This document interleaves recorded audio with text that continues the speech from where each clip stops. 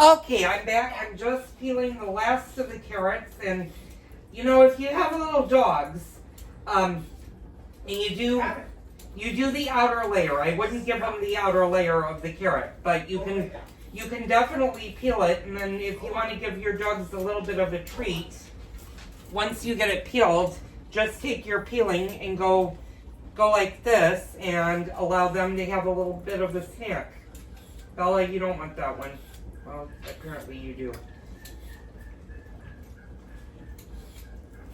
Okay, so all of my carrots are now peeled. Now what we need to do is we need to grate them. And you're going to have to do 2 cups, or 2.5 cups actually. This recipe calls for 2.5 cups of shredded carrots. Now you can do it the fast way.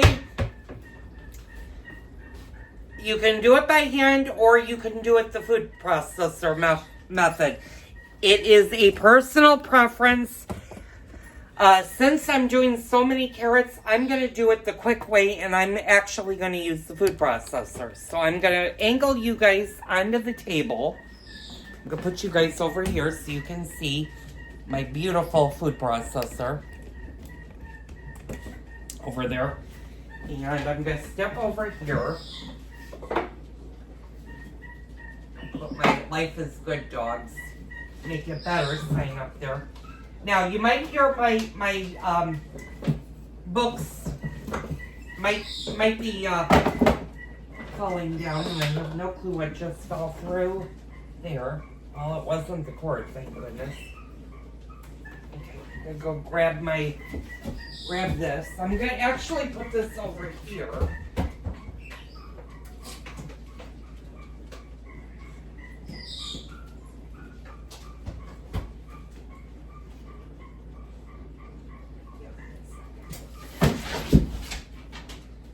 Does it scare you, Ice?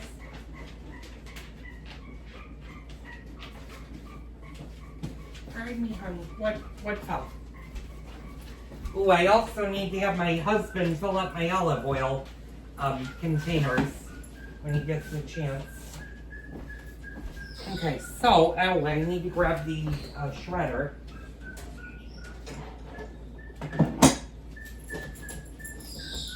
Now, if you're putting walnuts into your carrot cake, you may need to actually chop those. And hold on, my electric knife came out, so I'm gonna leave those sitting there. But like I said, we're gonna go the fast route. So you're gonna want your grater, which looks like this. Now mine has 2 different sizes. Mine has big side and small side. I think we're going to see how this goes, and we'll determine which size is better. So I'm gonna leave you guys on this side, but I'm going to turn you guys around.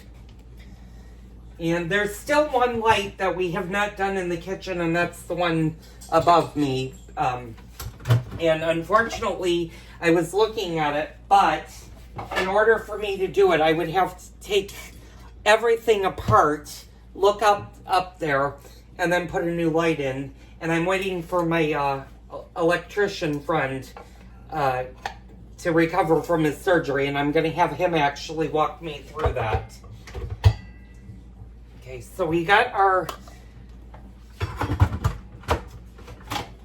of course mine needs to do this, so we're going to do it on a low setting. You want to do it on a low setting. And you know what, before we do that, let me move these carrots over to here. There is one thing I forgot to do, so I'm going to turn you guys on this side. Let's get a cutting board out. We don't need actually a big cutting board. A small cutting board is sufficient. So what we're going to do is we're just going to cut the tops and the bottoms off of our carrots, because you don't want those in your cake. You want to make this a delicious cake. And we're going to do a delicious cream cheese frosting for the top of the cake. Now, carrots are usually a staple in our house, especially during the winter time, because I have a big tendency when I make my vegetable soups or my chicken soup, of using this. And I've got to tell my husband, since I'm making a turkey, if he wants turkey soup for winter time, I'm gonna have to start really clearing out the freezers, so I have space for turkey soup. And I didn't go crazy this time with my turkey. I just bought a 20 pounder, which is unusual for me, because usually he'll tell you in the past that we've had 40-pound turkeys in this house. And usually for the holidays, I don't go small. I usually go much larger. Okay, so all of my carrots have been chopped. And you want to throw all of that out. You don't want to really keep any of that. So let me do that really fast. I'm going to put this on the cutting board. And then I'm going to move you guys back so you're next to the food processor. And we're going to see how this is going to work. Out. Okay, so I'm gonna flip-flop you guys now. So now you're on this side. Okay, we have our food processor. We're gonna do it on a low speed versus a high speed. And let's see if I can get, I can get the carrots down. So I'm gonna put that in there. And we're gonna see how this, this is the fine. And that's fine. I don't know if you guys can see this. I'll bring you guys in close. Yeah, that's a good.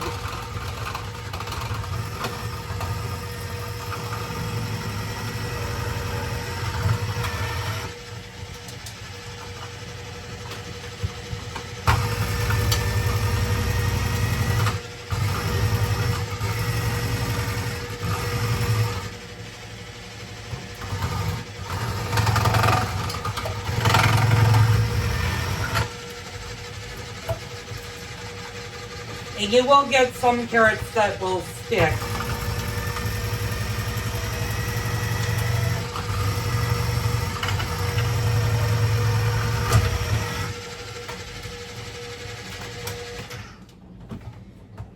And these big chunks, you just want to pull those out of your machine because you don't want them really getting jammed.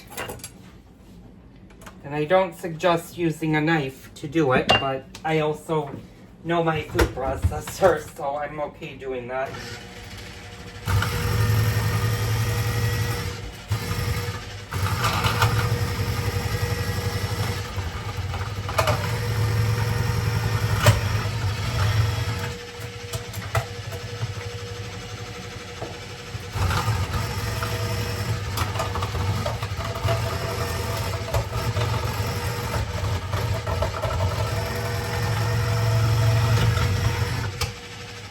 And you might be wondering, you might be saying to yourself, well, this is fine and good for you, but I don't own a food processor. What should I do? Well, I'm going to show you. If you're not a lucky person that owns a food processor, and hopefully my husband didn't move it. No, he didn't. If you go out and get one of these, this will do the same thing, and it's a personal preference if you want to use the small or the big, but you're going to do it the same way. You all also want to be very careful with this, and you want to do it on a plate. And I'm going to kind of move you guys over here so you guys can see this. Let me move you guys down. I'm going to put these on the rag. But what you basically just want to do is you just want to grate.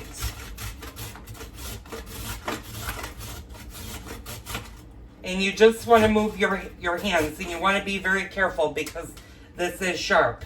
And you get the same kind of grate from that. So if you don't have a food processor, this is what you actually would use to grate. Now it's going to take you quite a bit of time to do it. that way versus the food processor method. And the food processor method obviously is going to go a little bit quicker. As a matter of fact, we're going to continue with the food processor.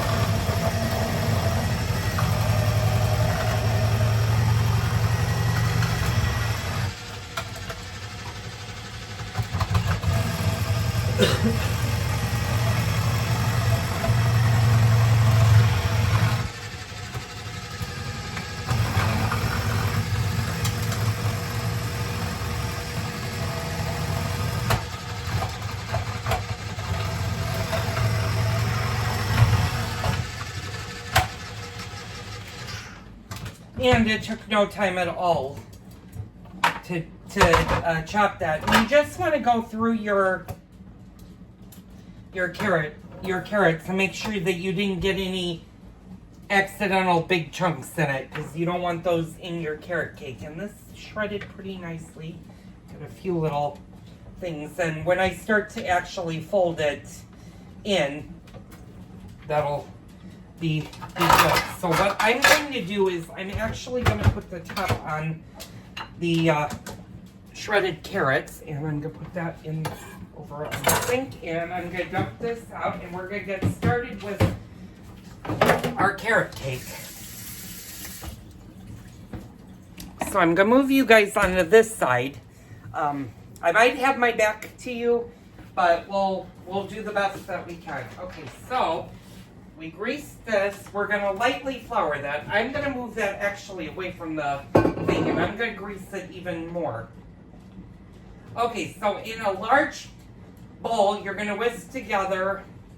When it says whisk, it basically is telling you to sift your ingredients, and we're going to do that. So we're going to do the flour, baking powder, baking soda, salt, cinnamon, nutmeg, allspice, ginger, and cloves, and we're going to set that aside.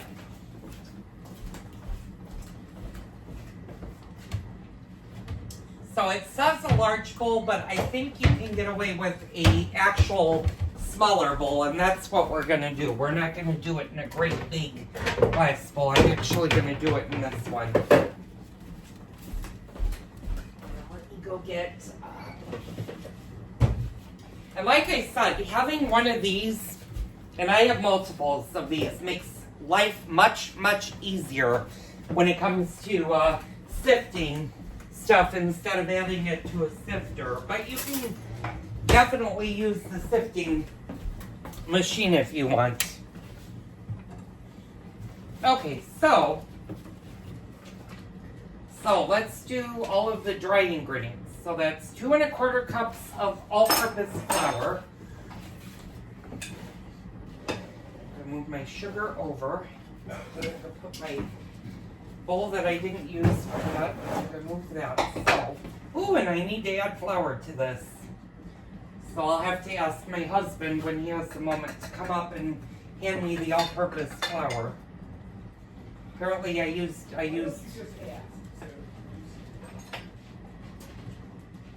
Well, I apologize to you guys because my husband just yelled at me on camera, so he's in one of those moods today.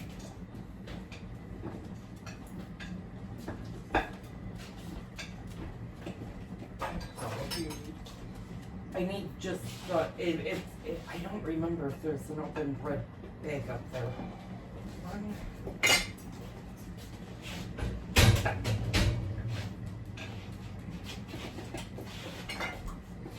And we're doing the level method when it comes to measuring the flour. Unfortunately, I didn't realize I had a little bit of carrot onto my hands and it got a little bit into flour. So you want to be very careful that you don't have. Thank you, dear. You want to stay there because I'm going to hand you this right back.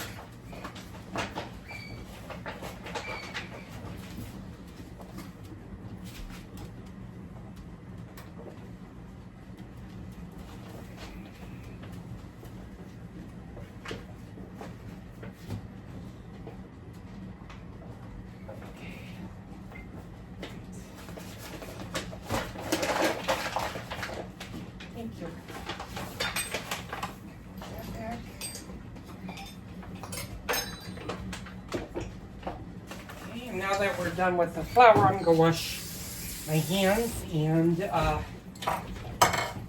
just going to wash off my canister, and I'm going to put my canister right back where it was so it doesn't break. I'm going to move you guys over so you can see what's going on over there. Yeah.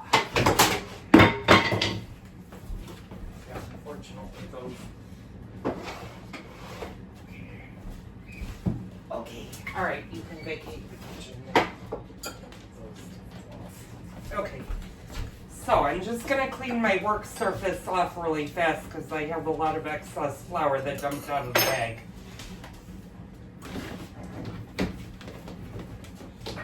And I read a memo on Costco. I don't know, well, you all, if any of you guys have Facebook pages, Facebook sometimes will put Costco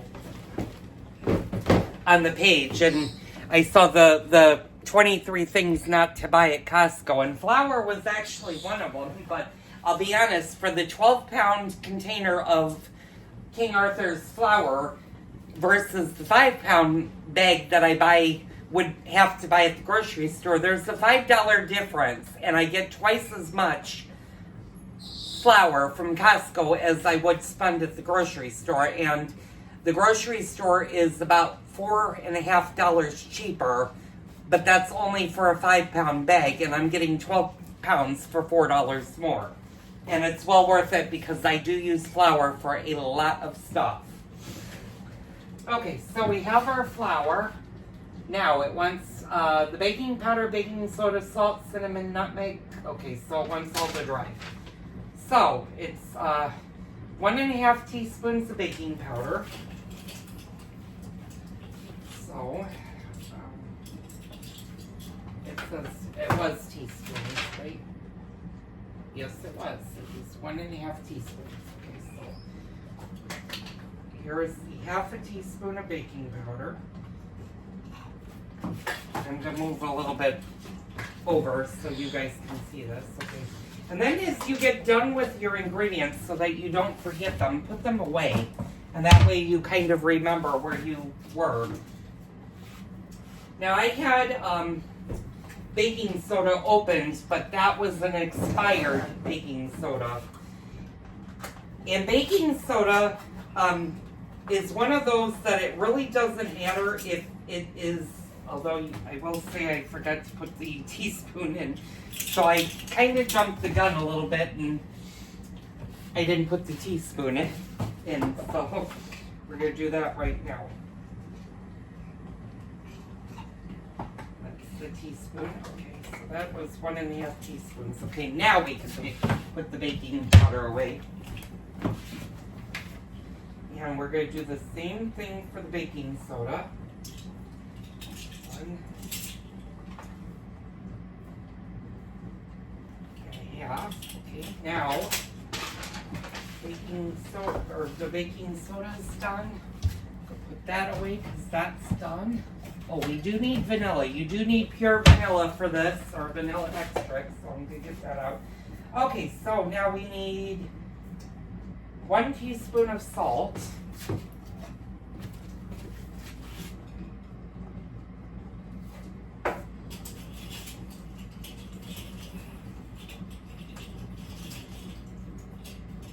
And I'm going to put the salt in right now.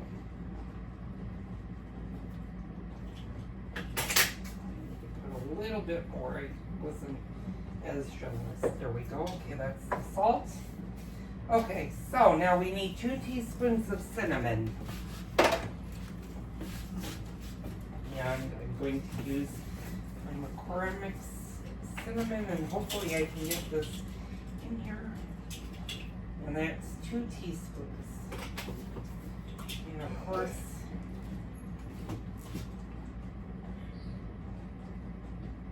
this one. Oop. And then we like cinnamon, so a little extra cinnamon is fine. Okay, we need 1 teaspoon of nutmeg.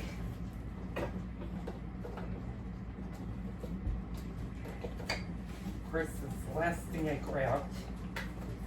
We need 1. So it's 2 halves. That's half a teaspoon. And that's 1 teaspoon. And we need 1 teaspoon of the allspice.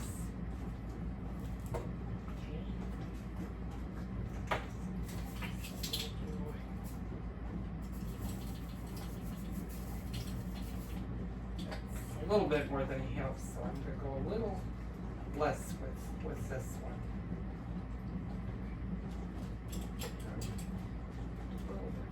Okay, that's allspice.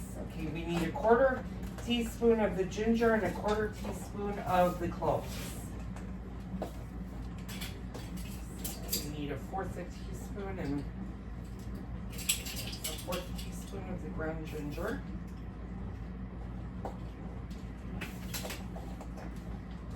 And always, when you're baking, always make sure that you check your expiration dates, especially if you don't bake often. And then this 1/4 teaspoon of cloves, that you check your expiration dates and replace as needed. Okay, and then the rest of the stuff starts to get to the wet. So now that we're done with our spices, let's put these away. And you might notice that I'm not putting them all that far away, and I'm doing that for a particular reason. And the reason being is I'm going to be baking a pumpkin pie here coming up. And a lot of these ingredients are what's used in the pumpkin pie recipe. Okay, so this video is now 22 minutes. I'm going to pause it for a quick second. I'll be right back.